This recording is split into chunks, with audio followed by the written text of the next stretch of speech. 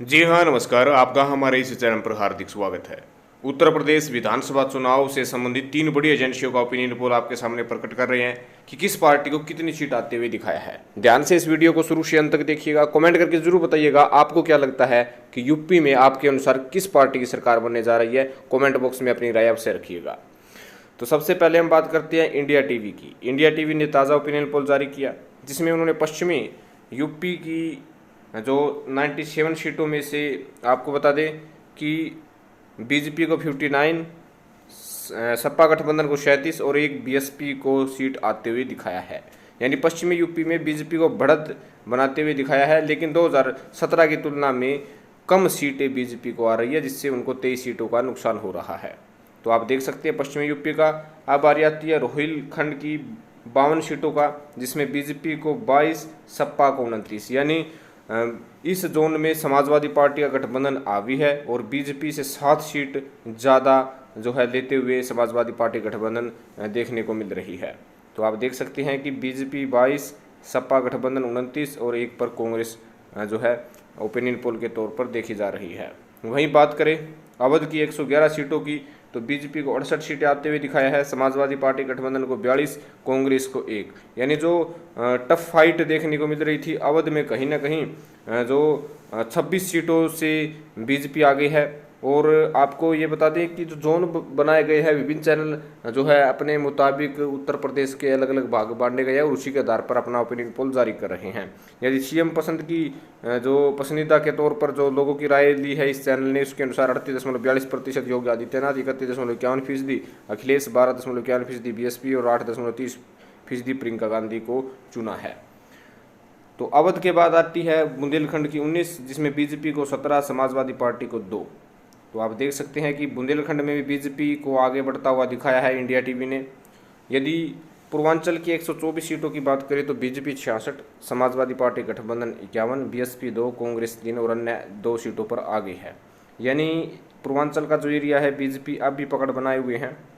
तो टोटल सीटों की बात करते हैं। टोटल सीटों में आप देख सकते हैं कि इंडिया टीवी ने दिखाया है कि 403 सीटों में से बीजेपी को 230 से 235 सीट आ सकती है, सपा गठबंधन को 160 से 165, बीएसपी को 2 से 5, कांग्रेस को 3 से 7, अन्य को 1 से 3 सीट आ सकती है। यानी समाजवादी पार्टी गठबंधन जो है मात्र कह सकते हैं कि 37 सीटों से पीछे है पूर्ण बहुमत के लिए, लेकिन बीजेपी अच्छी बढ़त बनाए हुए है। हालांकि यूपी में माना जाता है कि 50 से 70 सीटों का आंकलन गलत सिद्ध होता है। यदि ये गलत आंकलन बीजेपी की तरफ हो तो बीजेपी सत्ता से बाहर भी हो सकता है, पूर्ण बहुमत से बाहर भी हो सकता है। तो आप देख सकते हैं स्क्रीन पर।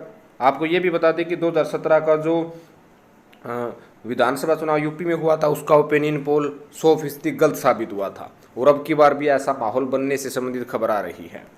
और ये देखिएगा, ये हमारे चैनल द्वारा कराया गया सर्वे है जो आत्मसाक्षी ग्रुप की जो एजेंसी है उनके साथ मिलकर हमने किया था, जिसमें पूर्वांचल रीजन में 130 सीटों में से बीजेपी को 45 से 48, समाजवादी गठबंधन को 78 से 81, बीएसपी को 3 से 5, कांग्रेस को 5 से 7, अन्य को 2 से 3 सीटें आते हुए दिखाया है।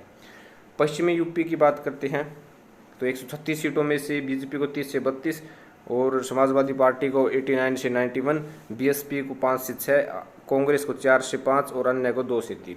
अवध की बात करें तो 118 सीटों में से 49 से 51 बीजेपी को, एसपी को 42 से 43, बीएसपी को 5 से 6, कांग्रेस को 2 से 4 और अन्य को 0 से 1 है। बुंदेलखंड की बात करें तो 19 में से बीजेपी 10 से 11, समाजवादी पार्टी गठबंधन 4 से 6, बीएसपी 1 से 2 और कांग्रेस 0 से 1 सीटें व अन्य 1 से 2 सीटें लेती हुई नजर आ रही है। टोटल सीटों की बात करें तो आत्मसाक्षी व जनहित न्यूज के अनुसार 403 सीटों में से 134 से 142 सीटें बीजेपी लेती हुई नजर आ रही है, 213 से 221 सीट समाजवादी पार्टी गठबंधन, बीएसपी 14 से 19, कांग्रेस 11 से 17 और अन्य 5 से 9 सीट ले सकती है। यानी हमारा जो सर्वे है, हमने जो ऑनलाइन ओपिनियन पोल तैयार किया है उसके आधार पर समाजवादी पार्टी गठबंधन सत्ता प्राप्त करते हुए नजर आ रहा है।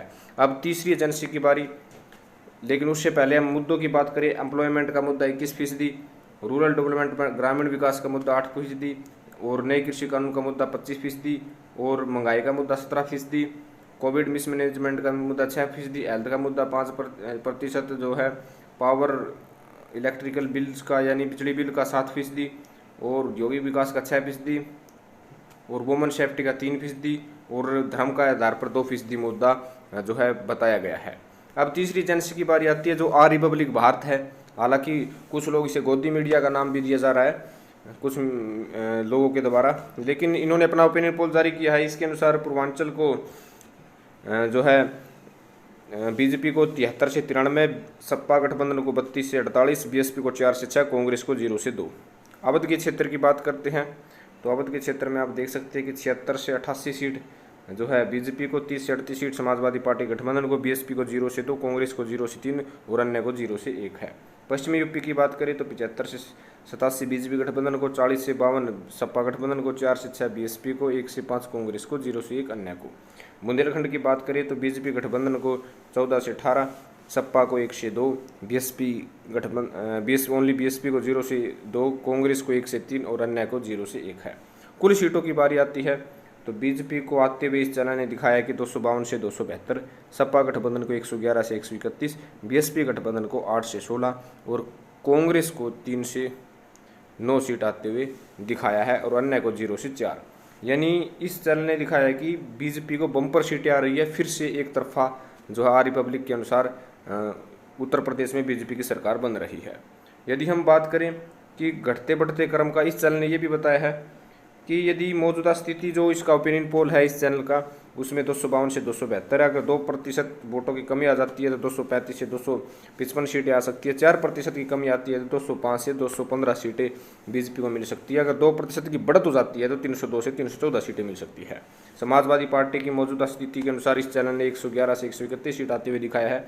यदि 2% बढ़ जाता है तो 123 से 143 सीट आ जाती है। 4% यदि वोट बैंक अच्छा साबित हो सकता है, सीटें बढ़ जाती है तो 168 से 178 सीटें। 2% यदि कमी आ जाती है तो 65 से 75 सीट सपा को मिल सकती है।